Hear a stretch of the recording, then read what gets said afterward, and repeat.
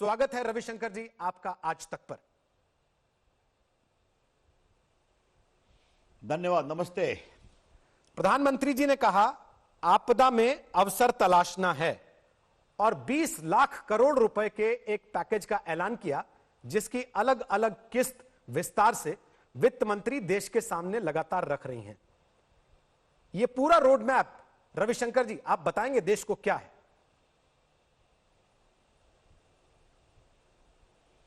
देखिए, पहले एक बात समझिए, ये जो पूरे कोरोना की आपदा है इसलिए पूरी दुनिया को उलट दिया है।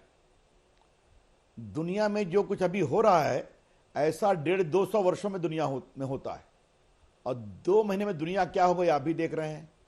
कभी कल्पना की थी कि अमेरिका में 50,000 लोग मरेंगे, यूरोप में लगभग संख्या लाख के लगभग हो जाएगी, इंग्लैंड में 33,000 लोग मरेंगे, रूस में लगभग 10,000 संख्या पहुंच गई है। तो ये एक विपदा है जिसकी ना कोई दवा है ना कोई वैक्सीन है, दुआ है और लॉकडाउन है। और आज इस बात को समझना चाहिए कि नरेंद्र मोदी जी ने लॉकडाउन किया, भारत ऐसे विविधता से भरे देश ने उनके नेतृत्व पर आस्था प्रकट करते हुए स्वीकार किया। 40 दिन आज तक बंद हो जाए तो क्या होगा देश का, और यहां देश ही 40 दिन बंद है। तो इसमें लोगों के इस संयम को मैं सलाम करता हूं। लेकिन मोदी जी ने क्या कहा, इसको अवसर बनाएंगे। तो 20 लाख करोड़ का जो पूरा सहयोग है वो अवसर है। इस अवसर के केंद्र में क्या है रोहित? एमएसएमई है, गरीब आदमी है, रेड़ी वाला है, पटरी वाला है, ठेले वाला है, किसान हैं, मजदूर हैं। ये अभी के पैकेज का आपको दृश्य साफ दिखाई पड़ेगा। 3 लाख करोड़ रुपया छोटे मझोले सूक्ष्म उद्योग के लिए, जिसमें 45 लाख यूनिटें देश की प्रभावित होंगी। दूसरा काम किसान, उसके पहले 1,70,000 करोड़ का पैकेज आ चुका है, आपकी जानकारी के लिए, आपको पता ही है।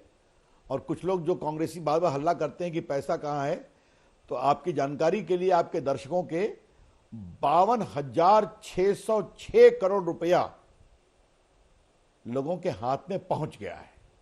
चाहे वो किसान मानधन का 18,000 करोड़ हो, चाहे वो 3 महीने के लिए गैस के सिलेंडर का फ्री हो, चाहे वो 20 करोड़ महिलाओं को आपके 500 रुपये की देनदारी हो, या पेंशनधारी हो, या हमारे विकलांग भाई हों, तो दिव्यांग भाई जिन्हें कहते हैं, पेंशनधारी हों, कंस्ट्रक्शन वर्कर हों, इन सबों के पैसे 52,606 करोड़। और यहां पर क्षमा करिए, मैं आपसे एक बात कहना चाहता हूं। विपक्ष के लोग पूछ रहे हैं कैश कहां है, तो विपक्ष के लोगों को कैश की बहुत आदत है। हमारी सरकार टेक्नोलॉजी के माध्यम से सीधा बैंक अकाउंट में पहुंचाती है। और मैं आज तक के दर्शकों को बताना चाहता हूं कि DBT, direct benefit transfer, Bharat की आबादी 130 करोड़, मोबाइल फोन 121 करोड़, आधार 126 करोड़, इन सबों को जोड़ कर करके, और 37 करोड़ जनधन अकाउंट गरीबों के, हमने अब तक लगभग 8.5 लाख करोड़ रुपया भेजा है, और 1,50,000 करोड़ बचाया है जो बिचौलिए खा जाया करते थे। और ये 52,606 करोड़ रुपया अभी 2 महीने में भेजा है। इस बात को समझना चाहिए। अब आइए किसानों की बात। 2 लाख करोड़ रुपया का क्रेडिट उनको अनाउंस किया, आपने देखा होगा। 74,000 करोड़ रुपए के उनके मिनिमम सपोर्ट प्राइस के हमने खरीदे अनाज। हमने 18,600 करोड़ रुपया किसान मान धन में दिया। और आज 1 लाख करोड़ की घोषणा हुई है किसानों के इंफ्रास्ट्रक्चर को मजबूत करने के लिए, उनका मिडिलमैन कोऑपरेटिव, उनके जो एक्सेलरेटर वगैरह होते हैं, आप सभी जानते हैं।